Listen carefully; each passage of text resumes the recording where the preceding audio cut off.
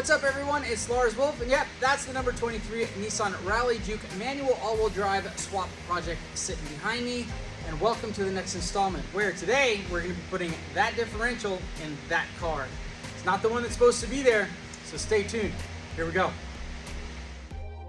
What's up everyone? I'm just coming to you with this little pre-announcement on the episode 4, and that is a mistake that I made during filming. I didn't realize that mistake until I was in the editing program with all the footage, and that was the camera angles are not quite there. I can't go back and refilm everything, so I do apologize for that, but I still hope you enjoy the episode. If there's anything that I can get a closer look at for you, take some pics or a short video, let me know what it is, and I'll try to get those to you. Otherwise, enjoy episode 4. For today, we're going to be getting more into the nuts and bolts of things, or the welders and grinders and plate steel and all the other stuff that's going to take to make this happen. So the first things that we got to do is we got to mock up where this rear differential is going to sit in the rear subframe assembly. Now, thankfully, luckily, I've had a couple of these cars, and I've got a spare rear subframe and I've got a spare differential, and we're going to make this all work and that stuff. So the first part is going to be this part right here, and this is the bracket that mounts the rear differential to the subframe, and it's got some floppy bushings in here and makes everything nice and quiet from the factory. But luckily I got this when I ordered all my parts from Japan. This came off the X-Trail, the T31 X-Trail, and I just want to show you why this will not fit on the Juke rear differential or rear subframe. So here are a couple of bolts from the Juke. So yeah, this has a forward orientation, an F that comes from the factory right there. So this is pointing forward like that. So we'll just go ahead and put this in this side. All gets in there nice and neat. But when we go to put in this side, no fitty. It's literally, I would say, about 10 millimeters narrower on this bracket compared to the Juke bracket. I already have a Juke bracket mounted to this rear differential that we need. So I just wanted to show you that, and kind of, yeah, let's just drop the differential in here, and yeah, then we can start making the brackets. And then this comes in like that. This comes in.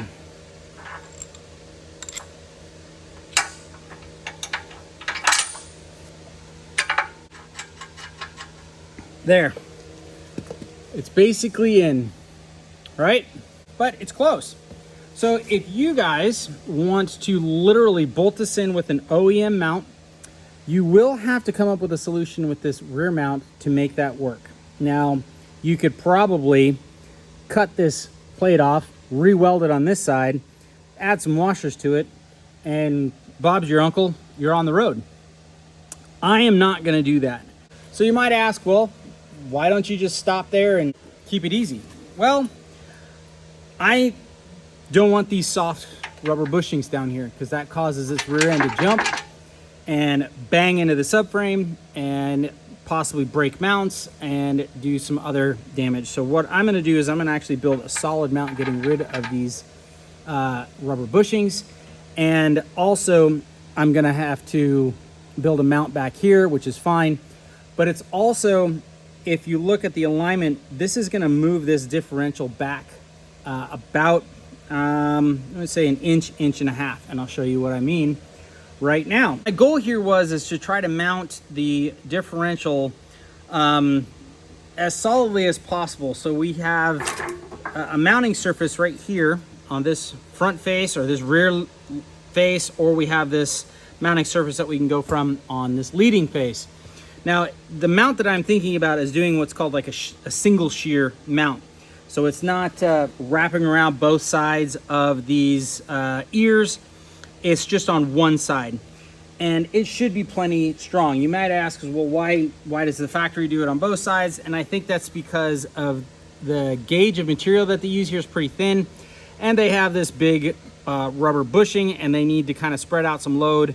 But they also need to save some weight. So they have created this kind of double shear mounting system where I'm only going to go with one, or a single shear.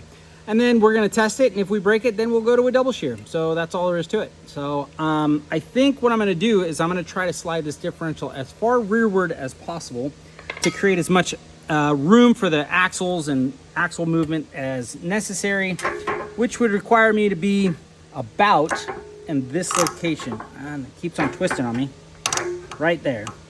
So that means we gotta move this mount. This mount's gotta come forward. I mean, we're looking at about 1.5 inches. So let's first get some measurements of where the depth is height-wise from the subframe to the center of this bolt, so we know how big of a mount that we have to build for the rear. All right, so for this rear mount, we're basically gonna try to measure from the center of this hole down to the subframe, because I'm gonna build like a pedestal mount. I was first thinking of a spherical joint rod end type of mount, but then I decided against that and just go more solid. Then it'll be like a post with an eyelet that will kind of mimic this, but moved up here. And then it'll have bracing kind of like this down the sides to give it more lateral structure. So what I'm gonna use for this is basically a transfer punch. It's made for if you have a hole in something and you need to transfer that hole to a flat piece of metal or an object. It fits exactly in the hole diameter, just like a drill. And then it has this little center punch point on it that will transfer the center point to your material. So all I'm gonna do is I'm gonna put it through the hole like that. So now I know where the center point of my hole is, or really close, within 1/2 millimeter. And then I'm gonna take my calipers and I'm just going to drop them on here from down to the subframe using the height gauge. Slowly come down to the point, which is approximately there. And then take my measurement, take a look, and 56. So I measured this before, measured it a couple times on another car, and 56 to 58 is the variance that I get because of this mount can be squished. So I came to the calculation of about 58 mil is good for that. It keeps the differential real level along with the other holes that are in the subframe. So that's all we need, of a measurement of about 58. Now we're gonna take that and the mount, this mount, and we're gonna take this over to the fab table and we're gonna start fabbing stuff up. So yeah, let's go. Okay, so here we are. About to make some brackets, some mounts and all that other stuff. So basically the material I'm using is just 3 mil or 1/8 inch mild steel, not a problem. This is hot rolled, doesn't have to be anything special. The only decision you really have to make is if you're gonna do double shear or single shear. Like I said, I'm gonna do single shear, which is just a flat plate. Now what I'm doing is I'm making sure that the edge of this material is with the edge of the mount and that this long side is with the flat side, so there's less cutting to do, or more complex cutting, but less cutting. Then all I'm gonna do is take my transfer punches, find the right size transfer punch, and get it close. And again, close counts with this type of thing. Now you can take a little bit of gaffer tape if you want to get really precise. Put it around your transfer punch like this and take up all the gap so it's absolutely perfect. That's the trick that I use most of the time, and we're right on the button. So basically I take this, and now we have really 4 holes to transfer. We have the basic shape of the item, and then we have the mount for the subframe here and here, and then the holes to mount it to the differential as a whole. Put some more pressure on it. 2, and there we go. All the holes or hole locations transferred. A Sharpie, and we can transfer the basic shape of the mount so that when we're cutting, we find it. I'm sure there's a better way of doing this, but for what we're doing, this will work just fine. And then this little, we can just fill that in. Everything that we need is transferred to this material. The hole sizes of what you're gonna need are basically, let's measure this. We say you can round to 14 mil, pretty common size. Hole that mounts to the differential itself is 12.5. That's close, because 12.5 is the same as a 1/2 inch hole. This is gonna be a 9/16 if you're on this side of the pond, I should say. And then we'll be using 1/2 inch drill, 1/8 inch drill, 1/2 inch drill, and then a step drill to get these hole sizes. So yeah, pretty easy peasy.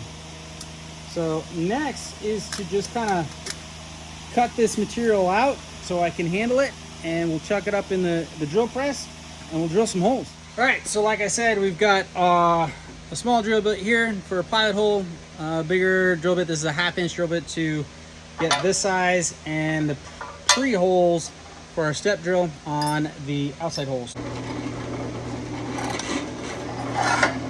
Make sure we're not going to hit anything. One.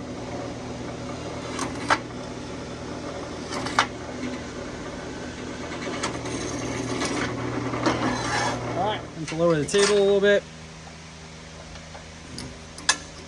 All right, 1/2 inch holes.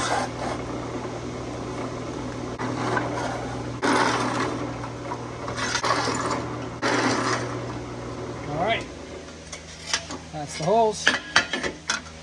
We take our step drill.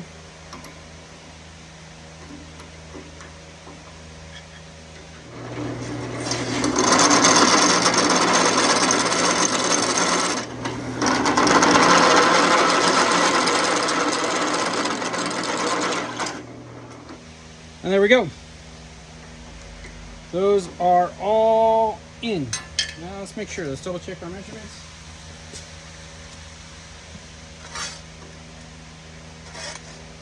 "14, 12, 12, and 14. There we go. We're gonna go deburr these and then cut it out.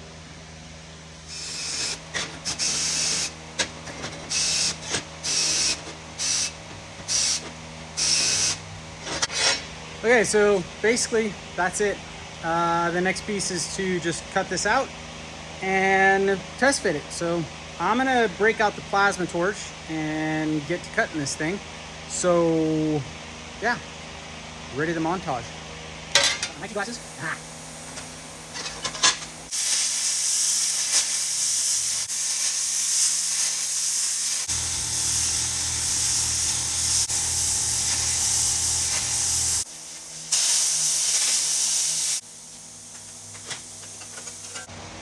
All right, so there, it's cut out. It's hot. I don't have a pair of pliers. There, general shape. I'm gonna do some cleanup on it and dress it all up, make it look halfway decent because it's got some slag on it from the plasma cutter. And yeah, okay, so there you go. There's the front mount, it's all cleaned up. Holes where it needed to be, bolted up to the differential, and yeah, that should be it. The fasteners, the bolts, the hardware that mount this to the differential need to be facing a certain direction, because if you remember, I shifted the whole differential rearward some because getting rid of these thick bushings basically is what we're doing, is we're moving it from there to there, right? So you have a center, that distance that it's moving rearward. So that makes it kind of tight. So the fasteners that hold this bracket to the differential need to go in from the rear towards the front.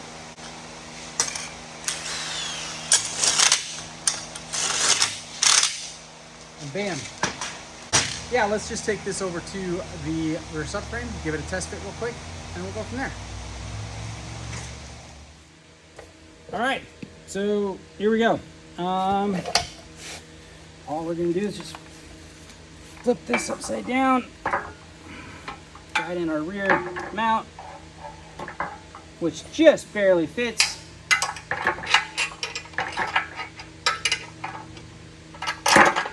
And doesn't.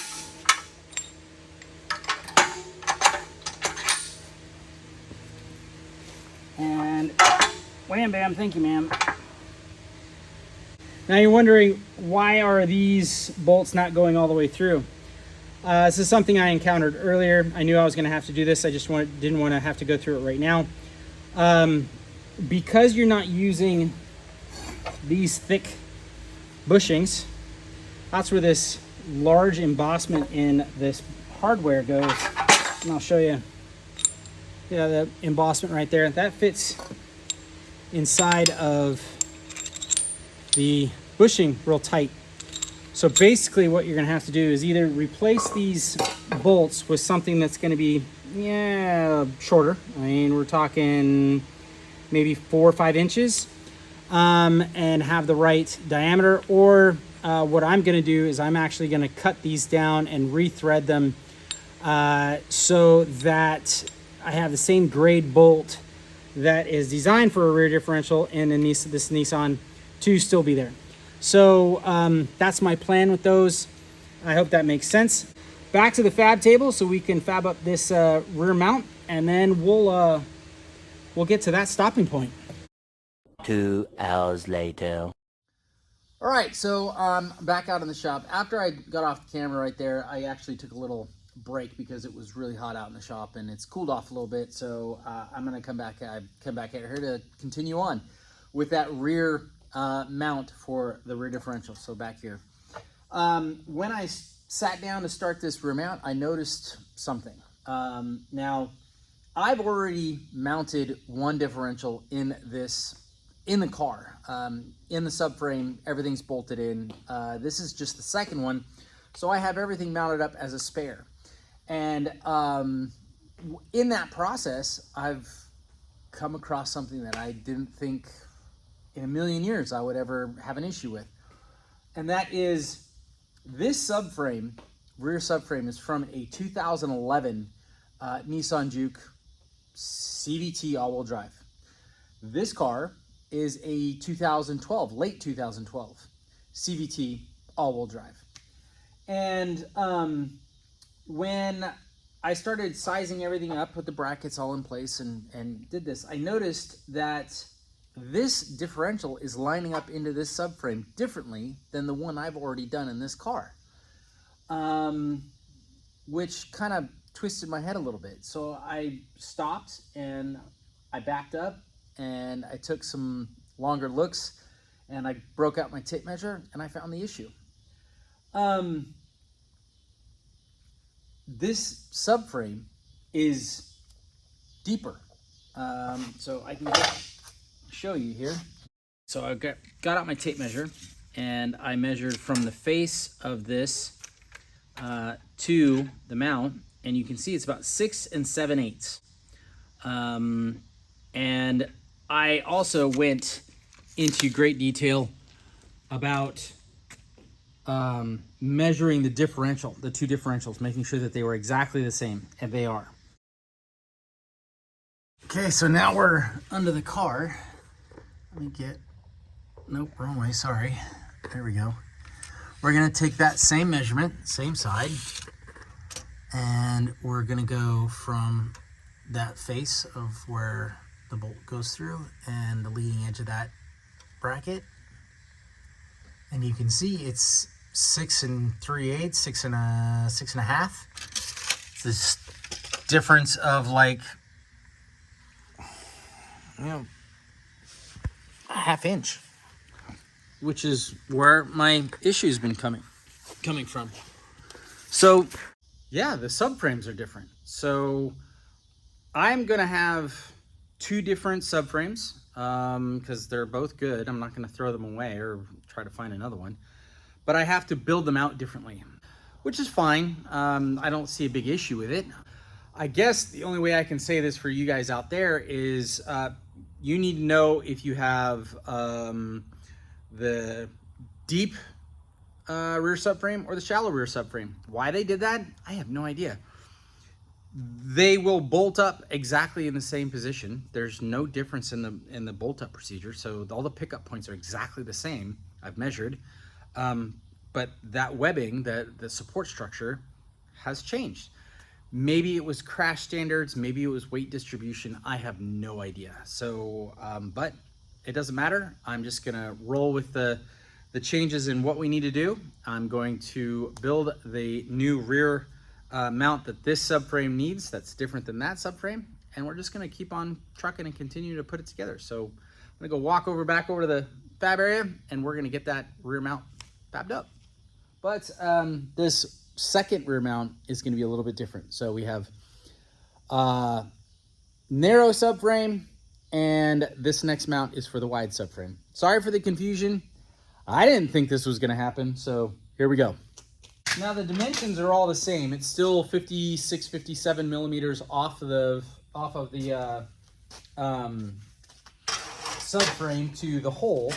So I only need this piece to be just this piece. It's going to kind of look like that, but flat. So that's going to give me enough side-to-side rigidity, and then and bracing.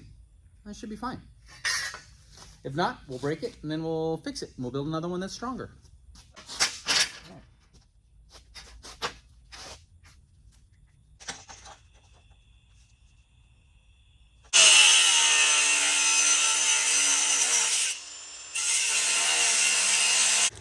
And there we go.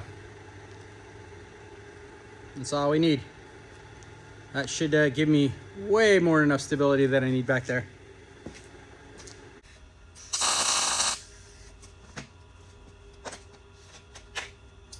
All right, it's all tacked together. I'm gonna go give it a test fit and then we'll be right back. Okay, so I've got my bracket finished, fabbed up, and kind of sitting in place. And I've got those replacement bolts that I told you that I machined. Let's see, I'll just take one of them out here. You can see the difference of what I had to do, all the machining that I had to do to make these work.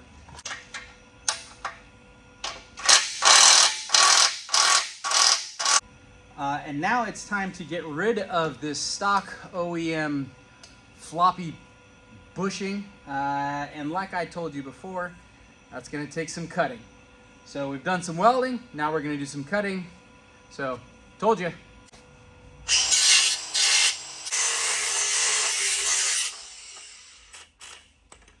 there we go. The big floppy, sloppy, soft mount that would create a lot of diff hop is gone. If you wonder why fabrication takes so long, it's because of this. You do something, you put everything together, you get to a point, you stop, you gotta take everything back apart, do something, and then put it all back together again to make sure it fits, or you gotta tack something in place, then take it all back apart again to finish off the weld. It's just a bunch of back and forth. It's annoying, but if you do the job right and take your time, it's pretty badass.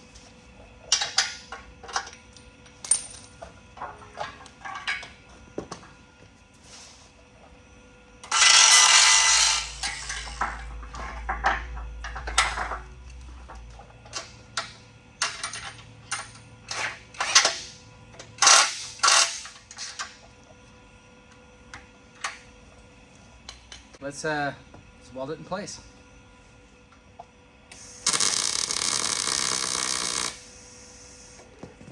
That diff is mounted in the subframe.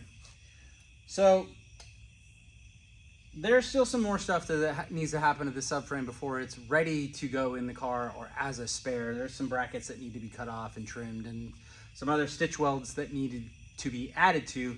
But I wanted to use this to show you guys the process that I used in there, upside down on my back with sparks flying everywhere.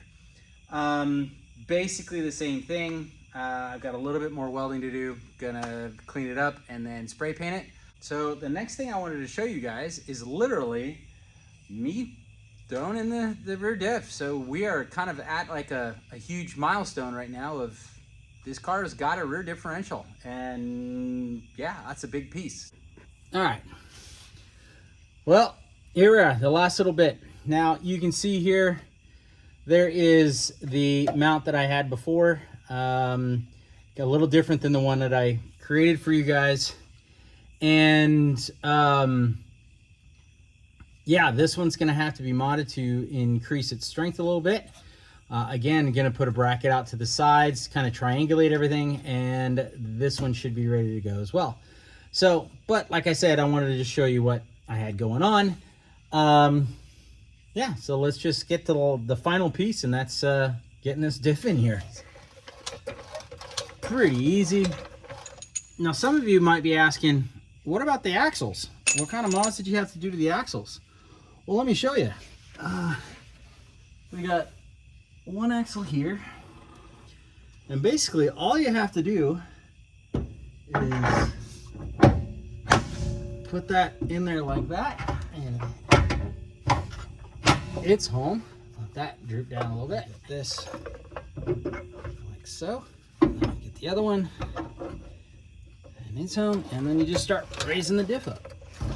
That's it. There is no modification to the axles whatsoever. So rock on there. That was pretty easy, right? So now the only thing that I have to do is get this up a little bit, move it forward, so then you can get this pin to seat into its home, which is just jack the diff up. Okay. So as to make sure that this doesn't fall out, we're just going to just start the threads on the nut there. One. There we go. There's two. And we'll start these nuts in their home, just so we don't lose them. Happy little nuts. Little Bob Ross for you. Ready?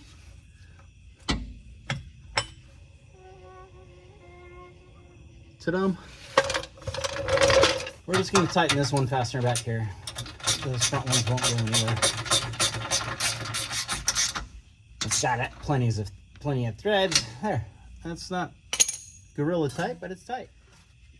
All right, the last thing is the axles. Now I showed you. I mean, they just go right in.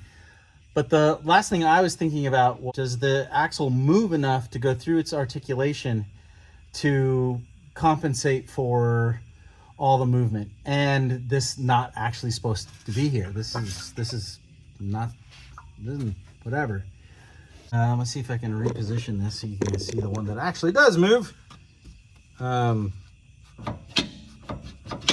Okay, so there's enough articulation in the CV joint. I guess I could do that on this side too. That would be the easier way, wouldn't it? So we have equal, the diff's in there centered, the axles are equal length, the suspension is all where it should be. So yeah, that's that. There is a rear diff in this car. So what else do we have to do to finish this off to get it on stage? One of the projects is going to be building a skid plate for this, and to protect the investment, and that type of thing. So yeah, it's in there. Rock and roll. Okay, there it is. It's been a long day, hot day in the shop, and the rear diff is in place. Now I know there's a little bit more fabrication that needs to take place for that diff to really be called in its home, but it's 98% there. I'm really happy with the progress that I've been able to make today. I hope I went into enough detail for you guys. If you guys have any other questions, never hesitate to ask in the comments below or slip me a message. I will try to answer them as quickly as possible. Yeah, I don't know what's next. It's going to be more towards the front of the car. I can guarantee that, but stay tuned for more updates.